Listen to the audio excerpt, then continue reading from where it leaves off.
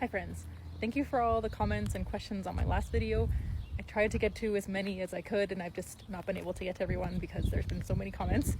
Anyways, there's been a few common questions that came up, so I thought I would just address them here. The first one is that people are wondering if I was trying to imply that all doctors are only making $100,000 a year. Absolutely not. Most are making more than that, but what I was trying to show and explain is that for some doctors, that is their reality because their overhead costs are so high. For example, that is what happened to my last family doctor. Her overhead was 50%, so she basically was not earning much of an income and had to close her practice. The other thing I wanted to highlight is that there is a huge variation in how much doctors make.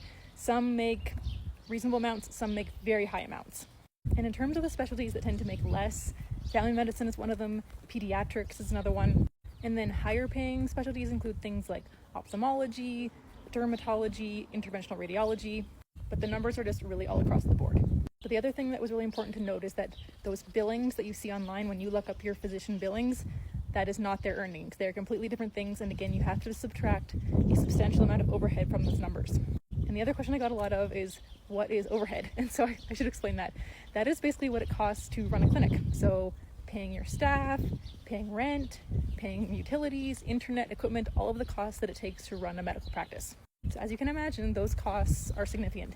That is why you will see most doctors work in a group setting with multiple people working in one office so they can help share the cost of that overhead. So anyways, I hope that helped clarify things.